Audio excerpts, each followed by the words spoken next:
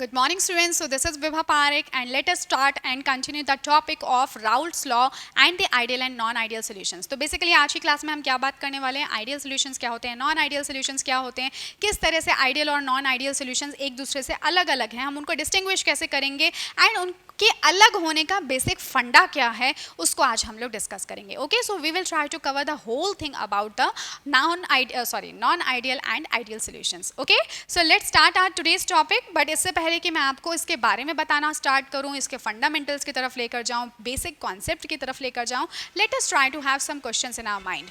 Basically जब आप एक पानी को रखो और दूसरी तरफ आप एक एसिड का सोल्यूशन बनाओ, यानी कि पानी के अंदर आप कुछ एसिड को डिसॉल्व कर दो तो एसिड का सोल्यूशन बन जाएगा. So in that case we see कि जो एसिड का सोल्यूशन बना है it has lesser volume than that of the water.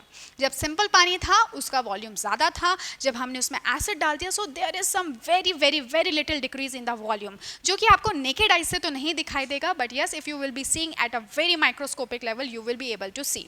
ठीक है, या जब आप कैलकुलेशंस करोगे then you will be able to find. इसी तरह से जब हम लोग वाटर और एथेनॉल का सोल्यूशन बनाते हैं, यानी कि एथेनॉल के अंदर पानी डाल देते हैं या पानी के अंदर एथेनॉल डाल देते हैं, so in that case there is some increase in the volume.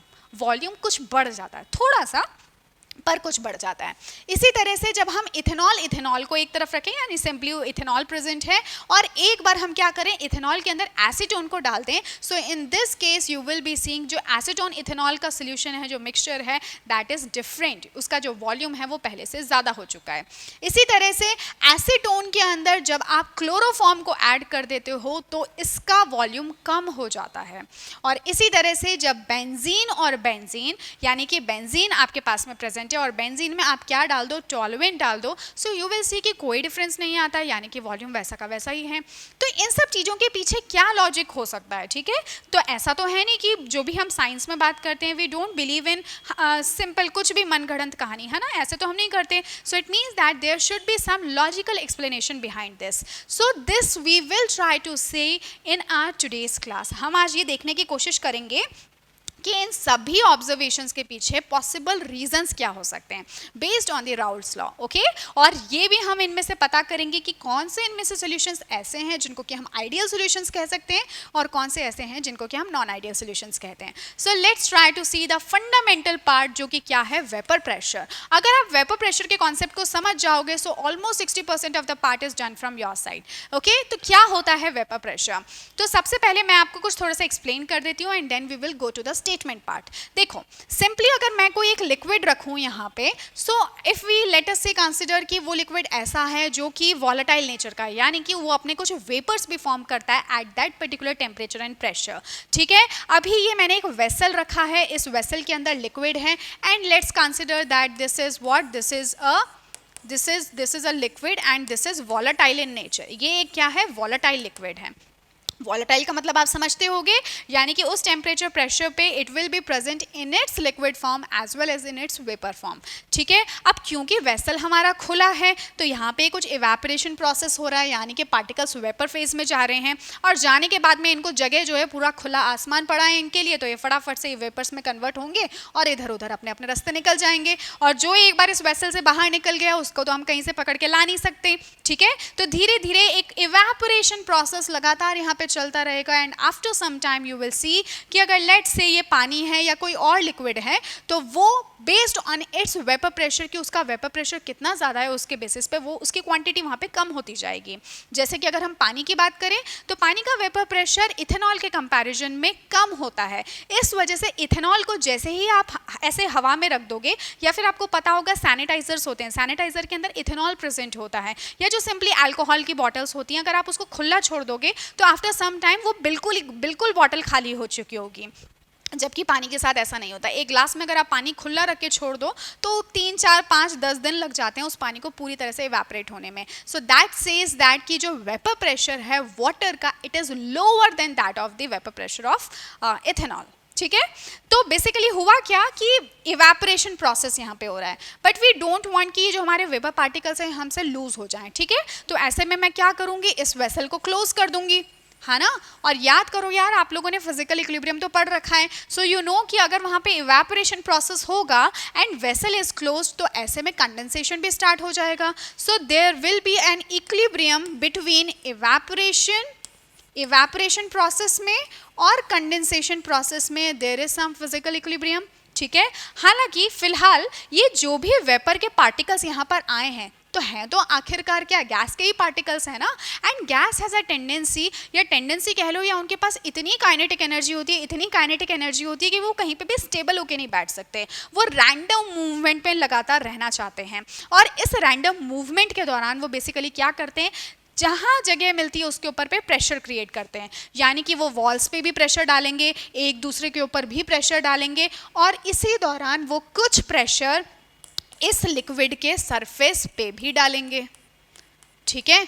अब अगर मैं आपसे पूछूं कि अगर नंबर ऑफ वेपर पार्टिकल्स ज़्यादा होंगे तो क्या ये वाला वेपर प्रेशर या जो प्रेशर पड़ रहा है लिक्विड के सरफेस पे वो ज़्यादा होगा कि कम होगा. तो आप कहोगे कैसा स्टूपिड सा क्वेश्चन है. सीधी सी तो बात है, पार्टिकल्स अगर ज़्यादा होंगे तो वो ज़्यादा इधर उधर भागेंगे, तो ऐसे में वो ज़्यादा वेपर प्रेशर क्रिएट करेंगे किसके ऊपर, लिक्विड के सरफेस के ऊपर. तो यही जो प्रेशर होता है जो कि ये वेपर के पार्टिकल्स डालते हैं on the surface of the liquid, इस प्रेशर को हमने एक अलग से नाम दे दिया and we call it as the vapour pressure. ठीक है. इसी प्रेशर को हम क्या कहते हैं, इसी प्रेशर को हम कह देते हैं वेपर प्रेशर. सिंपल सा कॉन्सेप्ट है, बस नाम हमने अलग दे दिया, कुछ नहीं है तो प्रेशर ही आखिर किसकी वजह से, due to the vapour particles. Okay.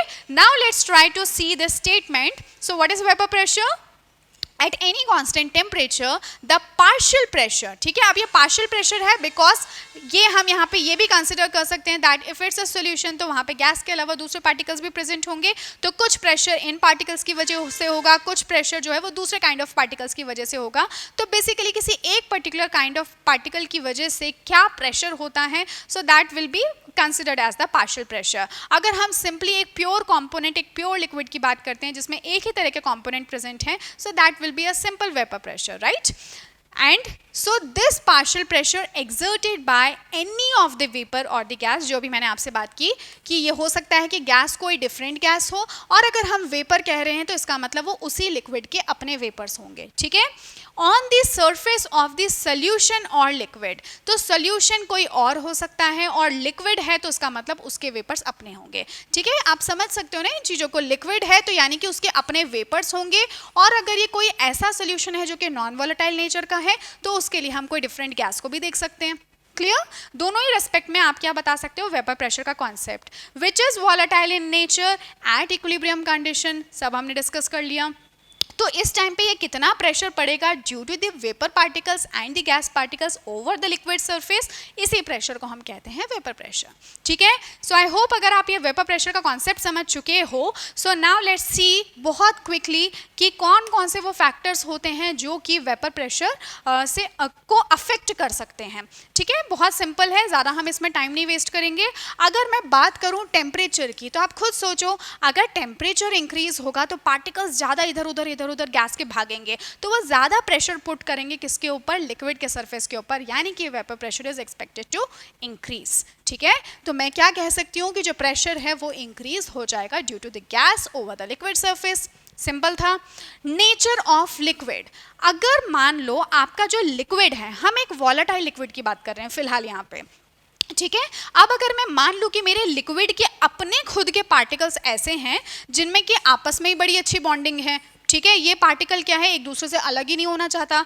Vapour phase में जाने के लिए तो उसको एक फ्रीडम चाहिए ना. अगर उसको फ्रीडम ही नहीं मिल रही है अपने आसपास के पार्टिकल से, तो वो वेपर में कैसे जाएगा. ठीक है. इसी तरह से ये एक पार्टिकल, ये मेरा पार्टिकल है जो कि सबके साथ बंधे हुए रहना चाहता है. वो इसके साथ भी बंधा हुआ है, इसके साथ भी, मतलब अपने आसपास के पार्टिकल्स के साथ में अच्छे खासे तरीके से बंधा हुआ है.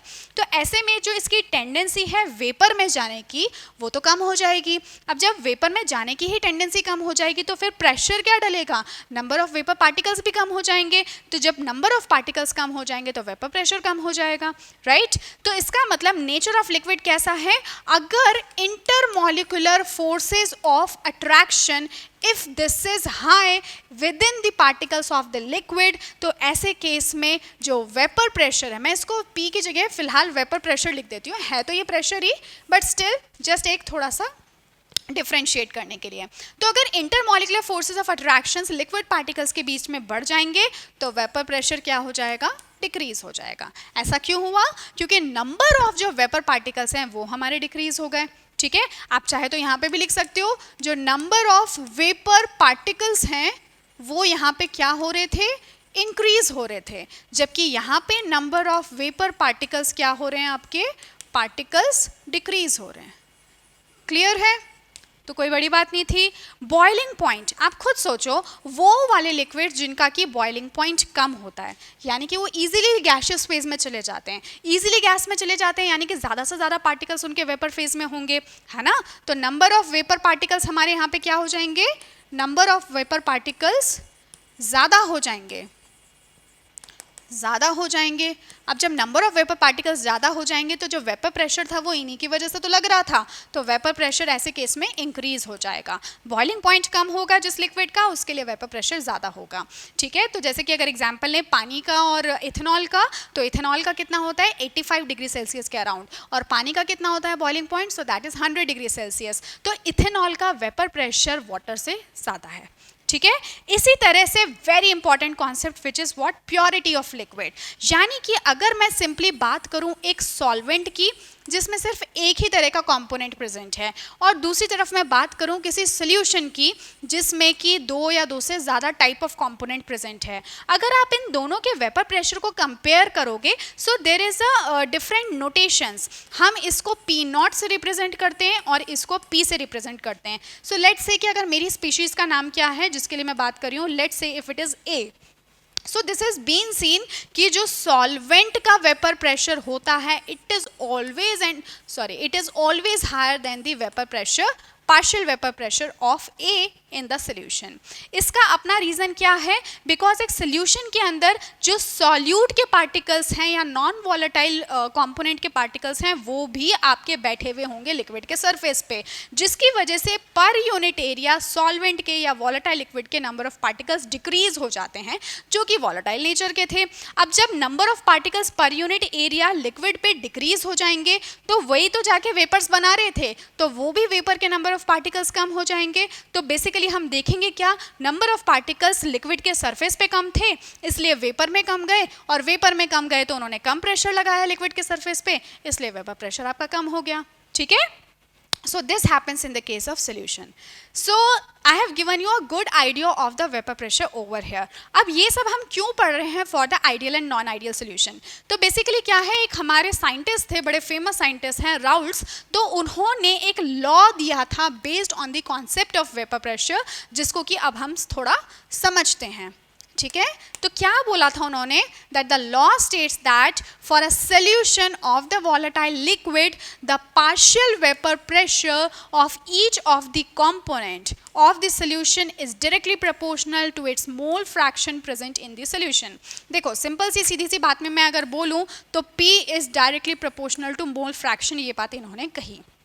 अब इसका क्या मतलब हुआ, इसका ये मतलब हुआ कि कितना पार्शियल वेपर प्रेशर पड़ेगा किसी भी कंपोनेंट की वजह से, जो कि ऑफ कोर्स कहाँ पे प्रेजेंट है वेपर में, वो डायरेक्टली प्रोपोर्शनल है कि उसके कितने नंबर ऑफ मोल्स या फिर मोल फ्रैक्शन प्रेजेंट है इस सोल्यूशन में। सोल्यूशन के अंदर जितने ज़्यादा उसके अपने मोल फ्रैक्शन होंगे उतना ही ज़्यादा, अगर वो वॉलेटाइल नेचर का है तो वो वेपर फेज में जाएगा, जितना ज़्यादा वो वेपर फेज में जाएगा उतने number of vapour particles increase होंगे, ज़्यादा पार्टिकल होंगे तो ज़्यादा प्रेशर डालेंगे, तो अल्टीमेटली वेपर प्रेशर इंक्रीज हो जाएगा, पार्शियल वेपर प्रेशर इंक्रीज हो जाएगा। ये बात किसकी हो रही है, एक सोल्यूशन की जिसमें कि हम वॉलेटाइल लिक्विड को कंसिडर कर रहे हैं। Okay, so I hope that you have got the idea. अब क्या हुआ कि हमें इस प्रोपोर्शनैलिटी साइन को हटाना है, सो फॉर दैट जब हम इसको हटाते हैं so we get a value which is equal to its own vapor pressure when it is present only in the as a solvent। यानी कि अकेला अगर लेट्स से कि पानी है जो भी मैंने थोड़ी देर आपको ये पहले एग्जांपल दिया था, let's say if it is what water, और दूसरी तरफ आपने क्या किया, वाटर के अंदर आपने डाल दिया इथेनॉल, ठीक है, वाटर के अंदर आपने डाल दिया ethanol. So this is basically what, ये एक प्योर फॉर्म है ना, और ये क्या है, एक सोल्यूशन है। सो जो प्योर फॉर्म होती है उसका वेपर प्रेशर, उसका जो वेपर प्रेशर है that is basically this P nought, और सोल्यूशन को हम रिप्रेजेंट करते हैं with the partial pressure P, ठीक है। तो P of let's say water is equal to the P nought of the water when it is present as the solvent multiplied by उसका अपना कितना मोल फ्रैक्शन प्रेजेंट है उस solution के अंदर। So if we are talking of the component A, so this will be the equation that we will be getting out of this Raoult's law. Clear है?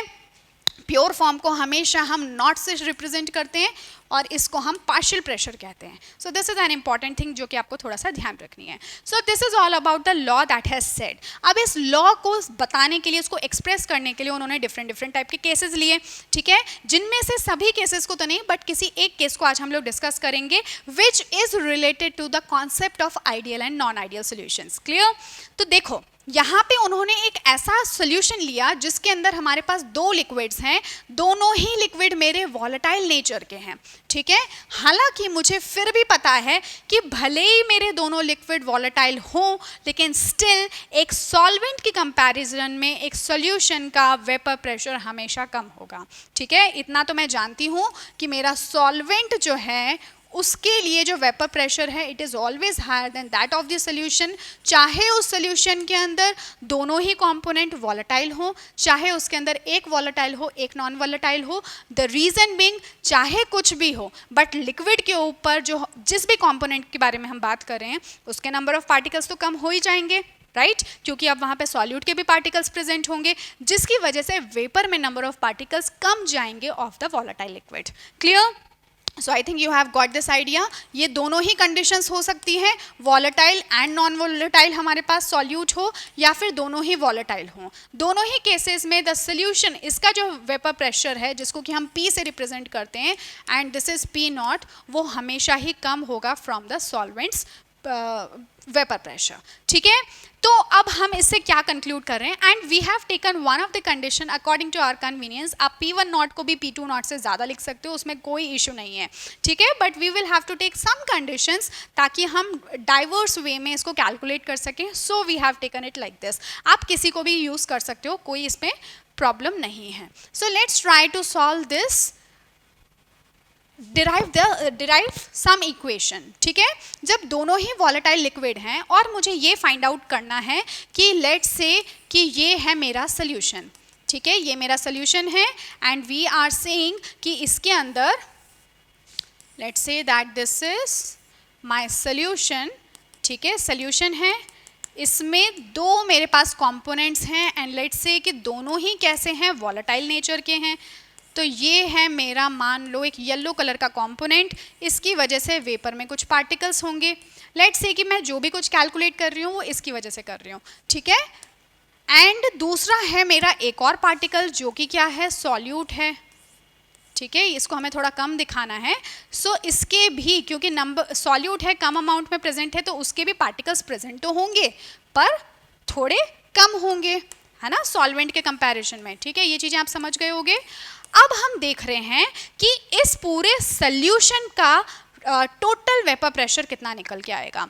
तो देखो अब यहाँ पे वेपर प्रेशर लगाने वाली स्पीशीज़ कौन कौन सी हैं। अगर हम ध्यान से देखें तो इस येलो कलर की स्पीशीज़ की वजह से भी कुछ वेपर प्रेशर लग रहा है और इन पिंक कलर की स्पीशीज़ की वजह से भी कुछ वेपर प्रेशर लग रहा है। इसका मतलब कि अगर मुझे टोटल प्रेशर फाइंड आउट करना है तो मुझे P1 का भी प्रेशर लेना होगा जो कि अब पार्शियल प्रेशर कहलाएगा बिकॉज इट्स अ सोल्यूशन, है ना, क्योंकि ये सोल्यूशन है इसलिए हम क्या वर्ड यूज़ करेंगे, सोल्यूशन है, इस वजह से हम क्या यूज़ करेंगे, P टर्म यूज़ करेंगे यानी कि पार्शियल प्रेशर, ठीक है। तो P1 की तरफ से भी पार्शियल प्रेशर को कैलकुलेट करना होगा प्लस P2 का भी मुझे पार्शियल प्रेशर कैलकुलेट करना होगा।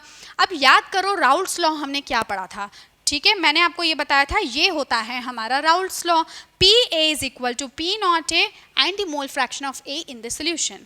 तो यहाँ पे अगर मैं इसको 1 के लिए अप्लाई करूँ सो this will become P not 1 and mole fraction of 1 in the solution, ठीक है। और ये क्या बन जाएगा P2 not and mole fraction of 2 in the solution. अब मुझे ऑलरेडी एक कंडीशन गिवन है that P2 not is greater than P1 not, ठीक है। तो मैं ऐसे में क्या कर सकती हूँ, मुझे इसको अल्टीमेटली एक पॉइंट पे लेकर आना है। तो मैं इसको कैसे सॉल्व कर सकती हूँ, we know that x1 plus chi1 plus chi2 is equal to 1। Mole fraction का कॉन्सेप्ट हमने पढ़ा था, दो ही कंपोनेंट हो तो दोनों के सम मोल फ्रैक्शन का will be equal to unity, ठीक है। तो x1 is equal to 1 minus, not x1, this is mole fraction, so mole fraction of 1 is 1 minus mole fraction of 2, ऐसे लिख सकते हैं हम। तो मैं यहाँ पे let's say P1 not and chi1 plus इसको कैसे लिख देती हूँ, P2 नॉट 1 माइनस chi1, ऐसे कुछ लिख देते हैं, ठीक है। या तो दूसरा भी वे हो सकता है, आप चाहे तो इसको इस तरह से भी लिख सकते हो, P1 not 1 minus chi2 and this will become P2 not chi2, ठीक है। तो ऐसे मैंने लिख दिया। अब इसको फर्दर सॉल्व करें, सो this will become P1 not minus P1 nought chi2 plus P2 not chi2, ठीक है। दोनों को ही मैं chi के टर्म्स में लेकर आ चुकी हूँ। So now this will become P1 not, और अगर chi2 को मैं यहाँ पे क्या करूँ, कॉमन ले लूँ, ठीक है, और P2 नॉट मेरा आगे आ जाएगा because I have taken the positive sign, so this will become P2 not minus P1 not, ठीक है। So this will be the equation that I will be getting out of it, ठीक है। ये equation मुझे मिल गई। अब यहाँ पे अगर हम ध्यान से देखें, so I have got 3 very important equations, ठीक है। कौन कौन सी इक्वेशन है, P1 को हमने कैसे फाइंड आउट किया था, P1 is equal to P1 nought chi1, P2 is equal to P2 not chi2, and the third equation जो कि थी PT is equal to P2 plus P1 कर देती हूँ मैं, so this is what, this is equal to P1 not plus P2 not minus P1 nought chi2, ठीक है। ये इक्वेशन मेरे पास में आ गई। So these are the 3 equations that I have got with this derivation. पर इसका फ़ायदा क्या है, सो बेसिकली फ़ायदा इसका ये है कि that now we will be putting a graph with in the partial vapour pressure and the mole fraction. मतलब हम ये देखना चाहते हैं कि अलग अलग कॉन्सेंट्रेशंस पे जो कि हम किसी भी सोल्यूशन की बना रहे हैं with respect to the solute, तो वेपर प्रेशर में किस तरह का चेंज आता है, ठीक है। तो हम सबसे पहले क्या करेंगे, जो हमारी फर्स्ट इक्वेशन थी P1 equal to P1 not and chi1, तो हम ये देखते हैं। So this is basically equal to y equal to mx, है ना, आप देख रहे हो y इक्वल टू mx, यानी कि जब मेरी क्या कहेंगे हम, chi1 की वैल्यू क्या है, 0 है। When it is 0 then P1 is also equal to 0, ठीक है। जब आपकी chi1 यानी कि यहाँ पे हम ले लेते हैं, so this is chi1, right. So this is what, chi1 is equal to 1 and this is chi1 equal to 0. जब chi1 की वैल्यू 0 है, सो P1 is also 0, ठीक है। तो ये वाली वैल्यू आपकी कहाँ पर आ रही है, 0 पर। When it is equal to 1 then P1 is equal to P1 not. जब chi1 आपका 1 के इक्वल है, सो P1 is equal to P1 not. कोई दिक्कत नहीं है, इस ग्राफ से आपको बिल्कुल कंफ्यूज नहीं होना। हमने एक वाई एक्सिस यहाँ पे भी बनाई है, यहाँ पे भी एक वाई एक्सिस बनाई है, but both of them represents to the partial pressure only, ठीक है। वेपर प्रेशर को ही रिप्रेजेंट कर रहे हैं, उससे कोई फर्क नहीं पड़ता कि हमने एक इस कॉन्सेंट्रेशन पे एक दूसरे कॉन्सेंट्रेशन पे बनाया, बस इतना सा एक डिफरेंस है। Clear. So this equation has given us this part. अब दूसरी अगर हम बात करें दूसरी इक्वेशन की, so that is P2 equal to P2 not chi2। अब इसको भी अगर आप y इक्वल टू mx यहाँ पे पुट करो, so what you will be seeing is कि जब chi2 की वैल्यू 0 है, सो P2 इज ऑल्सो 0। जब chi2 की वैल्यू, ये आपको दिखाई दे रहा होगा यहाँ पे, when chi2 is equal to 0 and here when chi2 equal to 1, ठीक है। ये आपको इजीली आपकी बुक्स में भी मिल जाएगा ये graph. So when chi2 is equal to 0, so the pressure over here जो कि ग्रीन लाइन में गिवन है, it is 0। And when chi2 is equal to 1, then P2 is equal to P2 not, यानी कि इसके इक्वल ये दिख रहा होगा आपको P2 not, and this is what, this is P1 not. Clear है। और हमने ऑलरेडी कंडीशन ले रखी है that P2 not is greater than P1 not and that's why the graph is like this. आपको दिख रहा होगा कि P2 नॉट की वैल्यू P1 नॉट से ज़्यादा है। तो अब ये जो तीसरी लाइन है इसका क्या मतलब है, तो याद करो जो अभी हमने थर्ड इक्वेशन लिखी थी PT is equal to P1 plus P2, जो कि हमारी कितनी निकल कर आई थी P1 not, so it is what P1 not plus P2 not minus P1 not and chi2, यही तो निकल के आई थी। अब आप chi2 के रेस्पेक्ट में इसको थोड़ा सा कंपेयर कर लो। अगेन क्या ये एक स्ट्रेट लाइन इक्वेशन है, so yes it's a straight line equation y plus sorry it is y equal to c plus mx, यानी कि इस बार हमारा कुछ इंटरसेप्ट भी फॉर्म होगा, जो कि हमें दिख भी रहा है कि इंटरसेप्ट बन रहा है, राइट। तो अब देखो जब chi2 की वैल्यू क्या हो, जीरो हो, हम उस सिचुएशन को लेते हैं when chi2 is equal to zero, so this whole term will become zero, right. तो ऐसे केस में PT is equal to P1 not, ठीक है। जब chi2 आपका जीरो हो यानी कि chi2 जीरो हो, सो उस केस में जो टोटल प्रेशर है सॉल्यूशन का is equal to P1 not, यानी कि ये वाला पॉइंट, ठीक है। इसी तरह से जब chi2 आपका 1 हो, तो ऐसे में आप खुद इसको इमेजिन करो, this will become P1 not plus P2 not minus P1 not, यानी P1 नॉट कैंसिल हो जाएंगे and PT will be equal to P2 not. So जब chi2 की वैल्यू 1 है, so the total pressure of this solution is equal to P2 not. तो इसका मतलब जब हम इसको पूरा एक्सट्रापोलेट करेंगे, so we will get a line something like this. तो इन तीन इक्वेशंस को यूज करके, this is first equation, this is second equation and this is third equation, इन तीनों को यूज करके हमें कुछ ऐसा ग्राफ मिला। अब हमने ये कहा कि एक बहुत आइडियल बिहेवियर है, ठीक है, काफ़ी आइडियल, एक आदर्श बिहेवियर है अगर सोल्यूशन आपका इस तरह का ग्राफ दे तो, ठीक है। तो वो सभी सॉल्यूशंस जो कि राउल्ट्स लॉ को फॉलो करते हैं eight all the concentration ranges, आप देख रहे हो ना सारी पॉसिबल जो कॉन्सेंट्रेशन रेंज है उसको हमने कवर किया है। एक बार हमने फर्स्ट कंपोनेंट को 100% लिया, तो दूसरी बार दूसरे कंपोनेंट को हमने 100% लिया, यानी कि एक तरीके से सारी के सारी कॉन्सेंट्रेशन रेंज को हम फॉलो करके इस ग्राफ को प्लॉट कर रहे हैं। तो वो सॉल्यूशन जो कि राउल्ट्स लॉ को या फिर इस ग्राफ को एज इट इज फॉलो करे हर कॉन्सेंट्रेशन रेंज पे will be called as the ideal solutions, okay. So here comes the concept of the ideal solutions. तो हम क्या कहते हैं, कौन है आइडियल सॉल्यूशंस? सो दो सॉल्यूशंस क्या बोल सकते हैं, those solutions that follow Raoult's law at all the concentration range of solution at of course a constant temperature पे, at constant temperature is called as the ideal solutions, okay। जो वैसा का वैसा ग्राफ हर कॉन्सेंट्रेशन रेंज पे follow करे will be are ideal solution. तो क्या वास्तव में इस तरह के सोल्यूशन एग्जिस्ट करते हैं? Yes, to some extent there are some of the solutions that will be behaving like a ideal solution. जो इस प्रोसेस को फॉलो ना करे, जो इस तरह का ग्राफ ना दे at all the concentration ranges will be called as the non ideal solutions. अब जो नॉन आइडियल सॉल्यूशंस होते हैं वो भी हमारे दो टाइप के हो सकते हैं। एक हो सकता है positively deviated non ideal solutions, और दूसरे हो सकते हैं negatively deviated non ideal solutions, ठीक है। ये क्या होते हैं अभी थोड़ी देर में डिस्कस करते हैं। So here first of all जो मैंने आपसे कहा कि आइडियल सॉल्यूशंस तो आपका इस तरह का ग्राफ दिखाते हैं, है ना, अभी हमने डिस्कस किया था अच्छे से डिटेल में।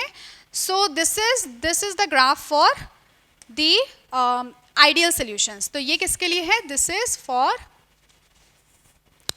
The ideal solutions, this is ideal solution. ये तो आइडियल बिहेवियर है। कोई भी ऐसा सोल्यूशन जो कि इस आइडियल बिहेवियर से या तो ऊपर या नीचे कुछ ना कुछ गड़बड़ शो करे, तो उसको हम क्या बोल देंगे, नॉन आइडियल सोल्यूशंस कह देंगे। अब यहाँ जो हमें गड़बड़ दिख रही है वेपर प्रेशर के अंदर, वो आइडियल सोल्यूशन से ऊपर की तरफ दिख रही है। यानी कि हम कह सकते हैं कि वेपर प्रेशर मतलब उस पर्टिकुलर कॉन्सेंट्रेशन के लिए जितना हम एक्सपेक्ट कर रहे थे उससे ज़्यादा वेपर प्रेशर हमें देखने को मिल रहा है ना। तो ऐसे में हम क्या कहेंगे, इसको हम कहेंगे positively deviated non ideal solutions. Clear है? इसको हम कहेंगे positively deviated non ideal solutions. क्या मतलब है वो मैं आपको थोड़ी देर में एक्सप्लेन करती हूँ। अगर जो हमें ग्राफ है वो कुछ ऐसा मिले जहाँ पे किसी एक पर्टिकुलर कॉन्सेंट्रेशन के लिए, लेट्स से ये वो कॉन्सेंट्रेशन है, आई वाज एक्सपेक्टिंग कि जो ये मेरा सॉल्वेंट है उसका वेपर प्रेशर इतना होना चाहिए था, पर आप क्या देख रहे हो कि इससे भी कम उसका वेपर प्रेशर है। यानी कि जितना हम एक्सपेक्ट करे थे उससे कम वेपर प्रेशर है सॉल्यूशन का। So in that case this will be called as negatively deviated non ideal solutions. ठीक है, तो ये तो बात हो गई ग्राफ की कि किस तरह के ग्राफ हमें देखने को मिलते हैं आइडियल और नॉन आइडियल सिचुएशंस में। पर ऐसा होता ही क्यों है? ठीक है, ऐसा होता ही क्यों है कि हमें वेपर प्रेशर पहले से कुछ कम देखने को मिला। यानी कि यहाँ पे एक्सपेरिमेंटल प्रेशर और जो थ्योरेटिकल प्रेशर जो कि हम एक्सपेक्ट कर रहे हैं दे आर इक्वल। जबकि यहाँ पे हम क्या देख रहे हैं कि एक्सपेरिमेंटली जो मेरे को प्रेशर मिल रहा है, वेपर प्रेशर मिल रहा है, it is more than the theoretical pressure, और यहाँ पे experimental pressure is less than the theoretical pressure. ठीक है, so this is the basic funda. अब इसके रीजंस क्या होते हैं? So for that we will be seeing some of the examples. तो इसको हम डिस्कस करें उससे पहले let us see some of the examples. ठीक है, अगेन मैं आपको बता दूं कि ये कौन किसके लिए है। सो बेसिकली ये जो एग्जांपल्स हैं, this is for ideal, this is for positively deviated non ideal, okay, and this is for negatively deviated non ideal. ठीक है, तो कौन किसका एग्जाम्पल होगा? तो basically it is all about the bonding between the particles. यानी कि solution बन जाने के बाद में क्या उनकी बॉन्डिंग पहले से बेहतर हुई है कि पहले से कम हुई है। ठीक है, क्योंकि this is the concept of vapour pressure. मैंने आपको शुरुआत में भी बताया था कि वेपर प्रेशर किसी भी सिस्टम का तब ज़्यादा होगा अगर नंबर ऑफ वेपर पार्टिकल्स ज़्यादा होंगे। अगर मान लो सॉल्वेंट से सॉल्यूशन बनने के बाद में जो पार्टिकल्स हैं उनके बीच में पहले से ज़्यादा अट्रैक्टिव फोर्सेस डेवलप हुए हैं, तो ऐसे में there will be a good bonding between the newly form two particles. जो सॉल्यूशन बनाए उसके बीच में ज़्यादा अच्छी बॉन्डिंग होगी, तो ऐसे में वेपर फेज में जाने की टेंडेंसी कम हो जाएगी। जब वेपर पार्टिकल्स कम होंगे तो वो प्रेशर कम डालेंगे, राइट। तो जितना हम एक्सपेक्ट कर रहे थे उससे कम वेपर प्रेशर हमें देखने को मिलेगा। ठीक है, ऐसा कब होता है, कहाँ होता है? So first of all talking about the ideal solution. Ideal solutions में सॉल्वेंट में और सोल्यूशन के मॉलिक्यूल्स में आपको बॉन्डिंग में कोई खासा डिफरेंस देखने को नहीं मिलेगा। ठीक है, यानी कि इनके जो सॉल्वेंट के बीच में जो इंटरमॉलिक्यूलर फोर्सेस थे पार्टिकल्स के बीच में, this is almost equal to the intermolecular forces which is also present in the solution. अगर आपके न्यूली जो कंपोनेंट्स हैं जो कि प्रेजेंट हैं सोल्यूशन के अंदर, वो स्ट्रक्चर में भी लगभग एक जैसे ही हों, फंक्शनल ग्रुप एक जैसा ही वो लेते हों, या जिनके मॉलिक्यूलर मास में कोई बहुत ज़्यादा डिफरेंस ना हो, तो ऐसे में दे will be forming the ideal solutions. जैसे कि अगर हम बात करें बेंजीन की और टोलुएन की, सो यू नो कि बेंजीन का स्ट्रक्चर क्या होता है। So this is benzene and this is what, this is toluene, है ना। तो ये ऑलमोस्ट दोनों एक जैसे से ही हैं, दोनों के मॉलिक्यूलर मास में भी कोई खास फर्क नहीं है। सो बेंजीन के अंदर अगर आप टोलुएन भी डाल दोगे ना तो भी उसको ज़्यादा कुछ पता नहीं चलेगा and it will be behaving ideally.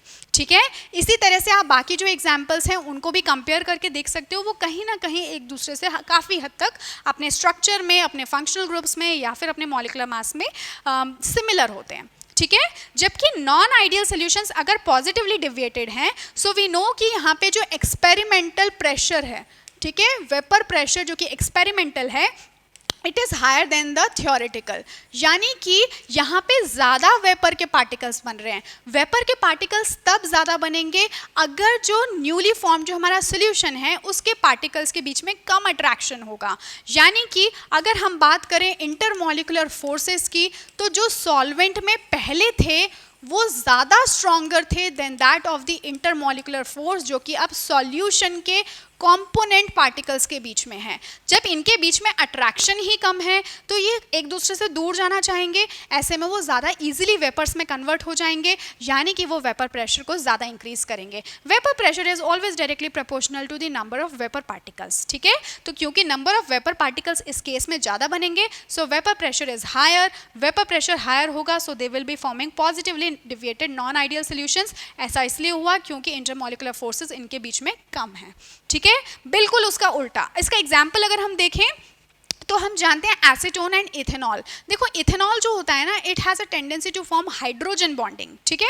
Hydrogen bonding की वजह से इथेनॉल के मॉलिक्यूल्स एक दूसरे के पास रहते हैं, पर जैसे ही हम इथेनॉल में एसीटोन डाल देते हैं तो एसीटोन उन हाइड्रोजन बॉन्डिंग्स को भी डिस्टर्ब कर देता है, कहीं ना कहीं थोड़ा डिस्ट्रैक्ट करता है। तो ऐसे में जो एसीटोन है वो कहीं ना कहीं उन हाइड्रोजन बॉन्डिंग को तोड़ने का काम कर रहा है, because now it is present as a solute in the ethanol, ठीक है। तो ऐसे में जो बॉन्डिंग है वो पहले से भी कम हो जाती है, यानी इंटरमॉलिक्यूलर फोर्सेस कम हो जाते हैं, तो एक्सपेरिमेंटल वेपर प्रेशर इंक्रीजेस, ठीक है। इसी तरह से अब अगर हम बात करें किसकी, negatively deviated non ideal solutions की, तो अगेन यहाँ पे जो एक्सपेरिमेंटल प्रेशर आप देखते हो it is lesser than that जो हमने थ्योरेटिकली एक आइडियल सॉल्यूशन से एक्सपेक्ट किया था। तो इसका मतलब यहाँ पे नंबर ऑफ वेपर पार्टिकल्स अब क्या हो गए, कम हो गए, ठीक है। तो यहाँ पे हम क्या देख रहे हैं बेसिकली, क्योंकि ये नेगेटिवली डिविएटेड है यानी कि वेपर प्रेशर कम है, वेपर प्रेशर कम है तो नंबर ऑफ वेपर पार्टिकल्स कम है। नंबर ऑफ वेपर पार्टिकल्स तब कम होंगे अगर न्यूली फॉर्म्ड हमारा सोल्यूशन जो है उसके अंदर पहले से भी ज़्यादा स्ट्रॉन्ग बॉन्डिंग हो चुकी होगी, यानी कि IMF यानी कि इंटरमॉलिक्यूलर फोर्सेस सॉल्वेंट से किसके ज़्यादा होंगे, इंटरमॉलिक्यूलर फोर्सेस ज़्यादा होंगे सॉल्यूशन के। इस कंक्लूजन पे हम कैसे पहुंचे, क्योंकि हमने देखा कि इसके लिए वेपर प्रेशर क्या है, एक्सपेरिमेंटल कम है, इसका मतलब नंबर ऑफ वेपर पार्टिकल्स वो भी कम है। नंबर ऑफ वेपर पार्टिकल्स तब कम होंगे जब सॉल्यूशन का जो इंटरमॉलिक्यूलर फोर्स पार्टिकल्स के बीच का ज़्यादा होगा, ठीक है, वो कैसा होगा, ज़्यादा होगा, ठीक है। तो इस तरह के सॉल्यूशंस को हम क्या कहते हैं, negatively deviated non ideal solutions. तो इनमें आप देखोगे कि पहले से ज़्यादा स्ट्रॉन्गर बॉन्डिंग हो चुकी है। जैसे कि अगर मैं बात करूँ एसीटोन एंड क्लोरोफॉर्म की, so you will be seeing, मैं यहाँ पे कहीं बता देती हूँ इसको शॉर्ट में। तो एसीटोन और क्लोरोफॉर्म के बीच में एक एक्स्ट्रा बॉन्डिंग जो है वो आपको देखने को मिलती है लाइक दिस। ये है हमारा एसीटोन, ठीक है, CH3CH3, so this is acetone, और क्लोरोफॉर्म क्या होता है, CHCl3, so this is ClClCl। पहले इस तरह की हाइड्रोजन बॉन्डिंग नहीं प्रेजेंट थी, पर जब एसीटोन के अंदर क्लोरोफॉर्म को डाला तो यहाँ पे कुछ एक्स्ट्रा हाइड्रोजन बॉन्डिंग आ गई, जिसकी वजह से अब पार्टिकल्स जो हैं वो एक दूसरे के साथ में ज़्यादा घुले मिले हुए हैं। So this example is what I am showing you over here, clear. तो ये है, अब ये सारे जो पॉइंट्स हैं मैं फटाफट से जो भी मैंने आपको बताया बस ये वही चीज़ें हैं, उन्हीं को हम डिस्कस कर लेते हैं। सो बेसिकली आइडियल सॉल्यूशंस में एज वी सॉ कि राउल्ट्स लॉ को ये सभी रेंज पे फॉलो करेगा, जबकि ये राउल्ट्स लॉ को हर कॉन्सेंट्रेशन रेंज पे फॉलो नहीं करता as it is. Secondly delta H की अगर हम बात करें इस केस में, जो कि आइडियल सॉल्यूशंस हैं, क्योंकि पहले और बाद की बॉन्डिंग में कोई खासा डिफरेंस नहीं है, so that's why delta H ना तो ये प्रोसेस एक्सोथर्मिक होगा ना ही एंडोथर्मिक होगा। यहाँ पे आप देखोगे कि प्रोसेस इज बेसिकली एंडोथर्मिक, ठीक है। यहाँ पे प्रोसेस आपका ये थोड़ा सा गलत लिखा है, इसको आप क्या कह सकते हो, delta H is greater than 0, और यहाँ पे आप कह सकते हो this is wrong, so this is basically delta H is less than 0। तो यहाँ पे प्रोसेस कैसा होता है, पॉजिटिवली डिविएटेड में एंडोथर्मिक, क्योंकि जो बाद में सोल्यूशन बन रहा है उसके पार्टिकल्स के बीच में कोई अच्छी बॉन्डिंग नहीं है, तो हमें उसके अंदर टेम्परेचर को डालना पड़ेगा सो दैट कि वो सोल्यूशन की फॉर्म में रहें।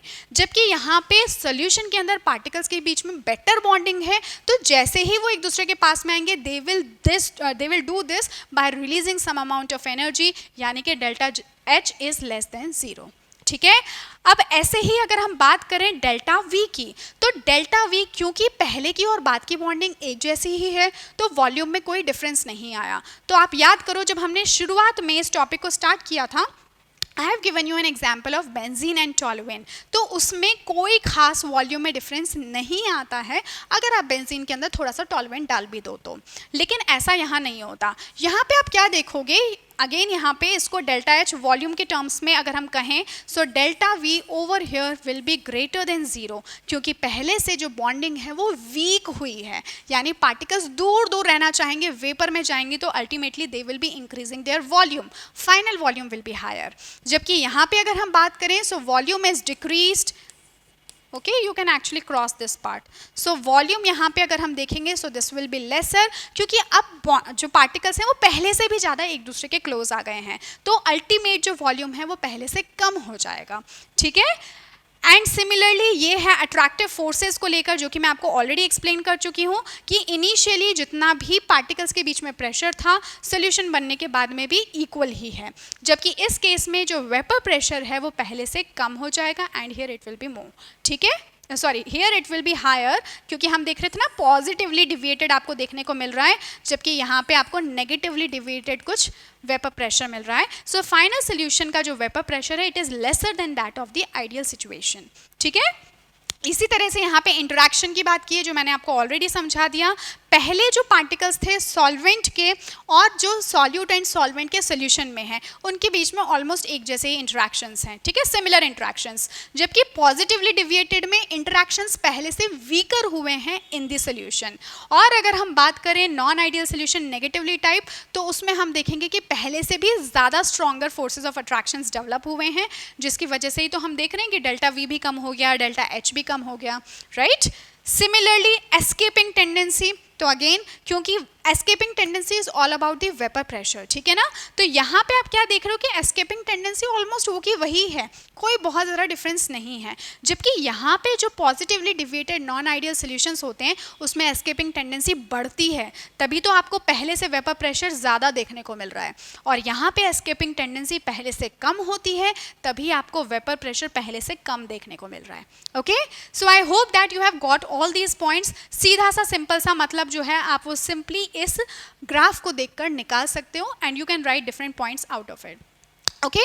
So these are some of the examples as well, and this is the final graph that I hope that I thought that you should be knowing कि वही ग्राफ है, कुछ भी नहीं है। So let's say कि किसी भी solution के लिए that this is the ideal situation, ठीक है, ये कौन सी situation है, this is the ideal solution, ये ideal situation है, this is for the ideal solution।